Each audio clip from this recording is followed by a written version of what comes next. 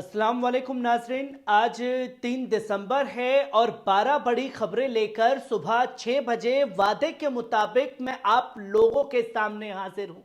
दोस्तों, जब मैं किसी रिपोर्ट में सलाम नहीं किया करता था तब तमाम लोग कमेंट करते थे कि नदीम भाई आप कैसे मुसलमान हो कि आप सलाम से खबर की शुरुआत नहीं करते। और अब मैं कुछ दिनों से लगातार देख रहा हूं कि सलाम हर वीडियो में किया जा रहा है, पर 1000 लोग भी सलाम का जवाब कमेंट बॉक्स में देते हुए नजर नहीं आते। तो बात वही आ जाती है कि कैसे मुसलमान हैं आप लोग जो सलाम का जवाब नहीं दे सकते। ये तमाम चीजें जो हैं लगातार रिपोर्ट के दौरान सामने आती रहती हैं। वहीं हम इस खबर में खासतौर पर बात करेंगे कि कैसे हिजबुल्लाह के सब्र का बांध टूट चुका है और इजराइल के ऊपर बड़े हमले कर दिए हैं। वहीं ईरान पूरी तरीके से एक्टिव हो चुका है।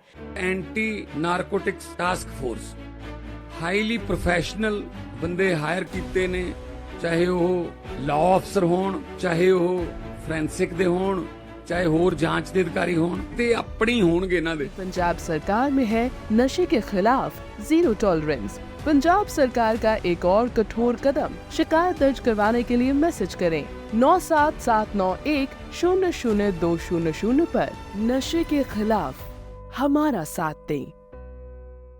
ये तमाम बड़ी खबरों से आपको रूबरू कराऊंगा, जहां आप पहली खबर अपनी स्क्रीन पर देख सकते हैं कि ईरान के विदेश मंत्री अब्बास अरगाची ने सोमवार को चेतावनी दी कि सीरिया के उत्तर में आतंकवादी समूह की वापसी एक गंभीर चिंता का विषय बना हुआ है। अंकारा में तुर्की के विदेश मंत्री हकान फिदान के साथ एक संयुक्त प्रेस कॉन्फ्रेंस में अरगाची ने कहा कि सीरिया में होने वाले घटनाक्रम का असर पूरे क्षेत्र में खासकर सीरिया के पड़ोसी देशों पर पड़ेगा।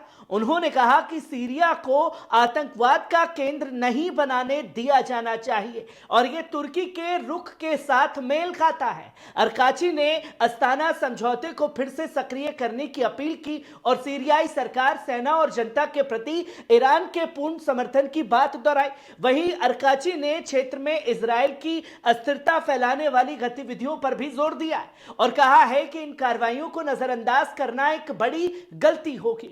उन्होंने कहा कि ईरान और तुर्की इस बात पर सहमत है कि सीरिया को शांति और स्थिरता की ओर बढ़ना चाहिए और इसकी संप्रभुता और क्षेत्रीय अखंडता की रक्षा होनी चाहिए। उन्होंने यह भी कहा कि ईरान और तुर्की के बीच साझा हित और चिंताएं हैं जो दोनों देशों को मजबूत सहयोग के लिए प्रेरित करती हैं। वहीं आप दूसरी खबर अपनी स्क्रीन पर देख सकते हैं। असद और पेजाशकिन की बातचीत। सीरियाई राष्ट्रपति बशर अल असद ने अपने ईरानी समक्ष मसूद पेजाशकिन के साथ फोन पर बातचीत के दौरान आतंकवाद के खिलाफ सहयोग और क्षेत्रीय घटनाओं पर चर्चा की। राष्ट्रपति असद ने कहा कि आतंकवाद का यह उभार अमेरिका और पश्चिम के उन उद्देश्यों को दर्शाता है जिनका मकसद क्षेत्र को विभाजित करना, देशों को कमजोर करना और नए नक्शे तैयार करना है। उन्होंने जोर देकर के कहा कि ये उत्तेजना और हमले सीरिया और उसकी सेना को केवल और अधिक मजबूत बना देंगे ताकि पूरे देश से आतंकवादी जड़ों को समाप्त किया जा सके। ईरानी राष्ट्रपति पेजाशकिन ने सीरिया की एकता और स्थिरता को कमजोर करने के लिए किसी भी प्रयास को पूरी तरह खारिज कर दिया है। उन्होंने कहा कि सीरिया की अखंडता पर हमला पूरे क्षेत्र और उसकी स्थिरता के लिए खतरा है। वहीं पेजाशकिन ने कहा कि सीरियाई घटनाक्रम जायोनिस्ट अमेरिका और महत्वाकांक्षाओं का प्रतिबिंब है जो क्षेत्र के देशों और उनकी जनता को निशाना बना रही है। उन्होंने सीरिया को हर संभव समर्थन देने की ईरान की प्रतिबद्धता दोहराई ताकि आतंकवाद को जड़ से खत्म किया जा सके और उसके समर्थकों के मंसूबों को नाकाम किया जा सके। वहीं आप तीसरी खबर अपनी स्क्रीन पर देख सकते हैं। बहरीन ने सीरिया की सुरक्षा के लिए समर्थन दोहराया है। बहरीन के विदेश मंत्री अब्दुल लतीफ बिन राशिद अल ज़यानी ने सीरिया की सुरक्षा और अखंडता के प्रति अपने देश को योजना को दोहराया है। सोमवार को सीरिया के विदेश मंत्री बसम सबाक के साथ फोन पर बातचीत करते हुए ज़यानी ने कहा कि बहरीन सीरिया में राजनीतिक समाधान के प्रयासों का समर्थन करता है जो स्थिरता और विकास के लिए सीरियाई जनता की आकांक्षाओं को पूरा करता हो।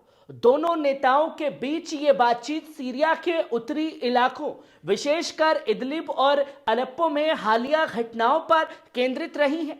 वहीं सीरियाई विदेश मंत्री बसम सबाक ने कहा कि सीरियाई सरकार ने आतंकवाद का पूरी सख्ती और दृढ़ता के साथ मुकाबला करने का फैसला किया है। उन्होंने जोर देकर के कहा कि राज्य की सत्ता और कानून के शासन को लागू करते हुए नागरिकों की सुरक्षा और पूरे देश में शांति और स्थिरता बहाल करना सरकार की पहली प्राथमिकता है। वहीं आप चौथी खबर अपनी स्क्रीन पर देख सकते हैं। अस्थाना समझौते में बरकरार ईरान का बयान।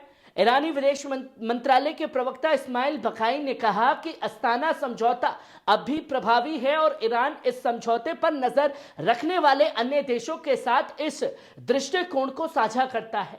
अपने साप्ताहिक प्रेस कॉन्फ्रेंस में बकाई ने कहा कि लेबनान में सीज फायर के बाद सीरिया में आतंकी समूहों की गतिविधियां महज एक संयोग नहीं है, बल्कि ये जायोनिस्ट शासन के हितों में। उन्होंने साफ तौर पर बताया कि ईरानी विदेश मंत्री अब्बास अरकाची सीरिया यात्रा का उद्देश्य एक स्पष्ट संदेश देना है कि ईरान आतंकवाद और दुश्मनों के खिलाफ सीरिया और प्रतिरोध का समर्थन आखिरी सांस तक करता रहेगा। बकाई ने यह भी कहा कि क्षेत्रीय और अंतर्राष्ट्रीय स्तर पर आतंकवाद से लड़ने के लिए कूटनीतिक प्रयास सभी देशों की जिम्मेदारी है। उन्होंने जोर देकर के कहा कि सीरिया में जो कुछ हो रहा है वे अमेरिका के लिए कोई खतरा नहीं है, क्योंकि आईएस और आतंकवाद कभी भी अमेरिका के लिए खतरा नहीं रहे। वहीं आप पांचवी खबर अपनी स्क्रीन पर देख सकते हैं। इराक के हशद अल शाबी प्रमुख फाले अल फयाज ने सोमवार को सेना के कमांडर इन चीफ के निर्देश दिया कि सीमा पर तैनाती और सुरक्षा बलों की मौजूदगी बढ़ाई जाए। उन्होंने स्पष्ट किया कि हशद अल शाबी की सेनाएं सीरिया में सक्रिय नहीं है और इराक की सीमा के भीतर ही कार्यरत है। फयाज ने कहा कि जो कुछ सीरिया में हो रहा है उसका असर इराक की राष्ट्रीय सुरक्षा पर सीधा पड़ सकता है। उन्होंने उन तत्वों को चेतावनी दी है जो इराक की ओर बढ़ने की कोशिश कर रहे हैं। सीमा पर सैन्य तैनाती बढ़ा दी गई है। हशद अल शाबी के मीडिया निदेशालय ने घोषणा की कि इराक ने सीरिया के साथ पश्चिमी सीमाओं पर हशद अल शाबी और सेना की सैन्य टुकड़ियों को मजबूत कर लिया है। वहीं आप छठी खबर अपनी स्क्रीन पर देख सकते हैं। गजा में तूफान अल अक्सा, हमास और मुजाहिदीन का इजरायली फौज पर जोरदार हमला जारी है। गजा में चल रही लड़ाई तूफान अल अक्सा के तहत फलस्तीनी प्रतिरोध ने सोमवार को कई मोर्चों पर इजरायली फौज पर अपने हमले तेज कर दिए हैं। इजलदीन अल कस्साम ब्रिगेड, जो हमास का सैन्य विंग है, उसने उत्तर गजा के सफ्तावी इलाके में इजरायली फौज की गाड़ियों को निशाना बनाते हुए किए गए हमलों के वीडियो जारी किए हैं। इसके साथ ही मुजाहिदीन ब्रिगेड, जो हरकत अल मुजाहिदीन का सैन्य विंग है, उसने कहा कि उन्होंने सफ्तावी चौक के पश्चिम में और शहीद अहमद यासीन स्ट्रीट के पास इजरायली सेना के ठिकानों पर मोर्टार शेल से हमला किया। कसाम ब्रिगेड ने रफा के जिनौन इलाके में खयात जंक्शन के पास इजरायली मार्कवा टैंकों को 2 यासीन 105 से निशाना बनाया। वहीं फलस्तीनी प्रतिरोध के इन हमलों से गजा में लड़ाई और तेज हो गई है, जिसमें इजराइल के सैन्य ठिकानों पर दबाव बढ़ रहा है। वहीं आप 7वीं खबर अपनी स्क्रीन पर देख सकते हैं।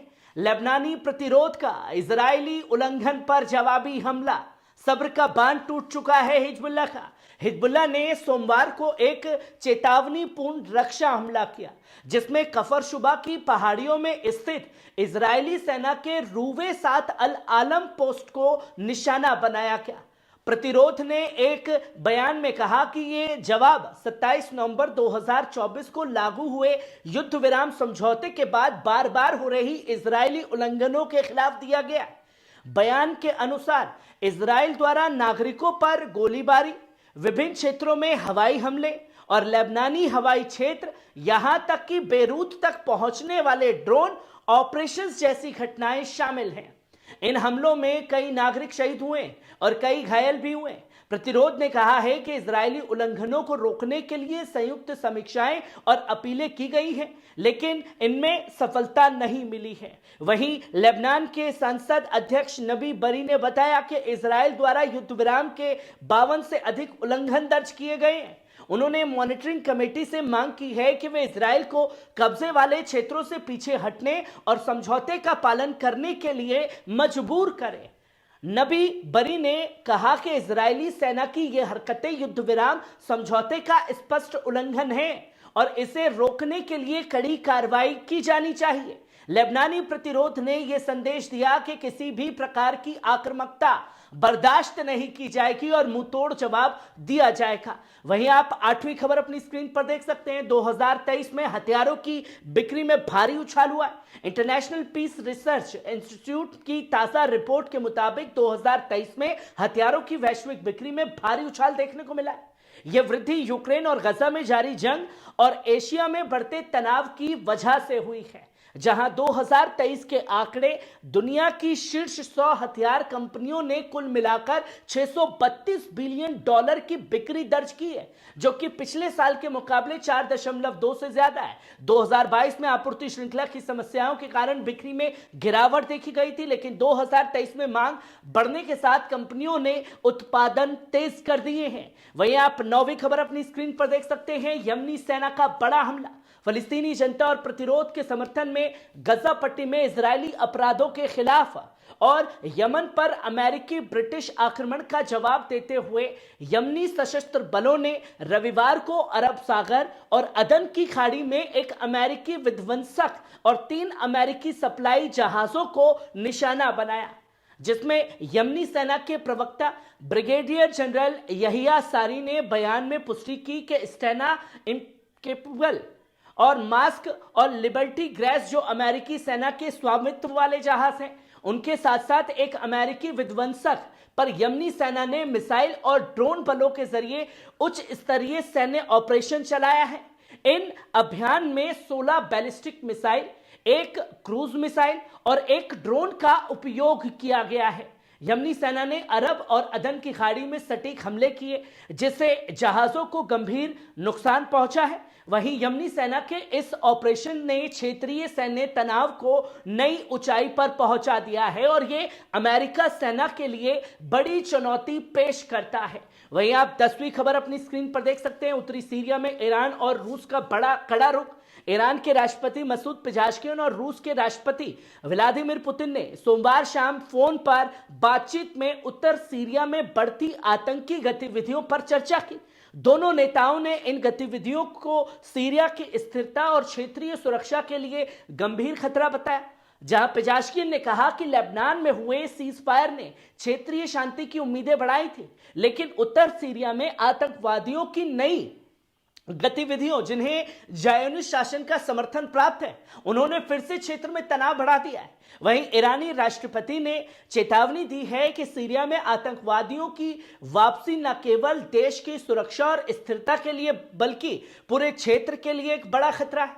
उन्होंने कहा कि अमेरिका और ज़ायोनिस्ट शासन क्षेत्र को अस्थिर करने और भू राजनीतिक लाभ हासिल करने के लिए खतरनाक एजेंडा चला रहे हैं। वहीं आप 11वीं खबर अपनी स्क्रीन पर देख सकते हैं। लेबनान में इजरायली युद्ध विराम उल्लंघन पर बरी का सख्त रुख। लेबनानी संसद के अध्यक्ष नबी बरी ने इजरायली द्वारा युद्ध विराम समझौते के बार बार उल्लंघन पर कड़ी प्रतिक्रिया देते हुए अंतर्राष्ट्रीय मॉनिटरिंग कमेटी से अपील की है कि वे इजरायल को युद्ध विराम का पालन करने और कब्जे वाले क्षेत्रों से पीछे हटने के लिए मजबूर करें। बरी ने कहा कि इजरायली कब्जा बलों की आक्रामक कार्रवाइयां युद्ध विराम समझौते की शर्तों पर एक स्पष्ट उल्लंघन है। वहीं आप 12वीं खबर देख सकते हैं अपनी स्क्रीन पर। गजा में इजरायली हमलों में शहीदों की संख्या बढ़ गई है, जिसमें ज्यादातर महिलाएं और बच्चे शामिल हैं। गजा पट्टी में स्वास्थ्य मंत्रालय ने घोषणा की है कि 7 अक्टूबर 2023 से शुरू हुए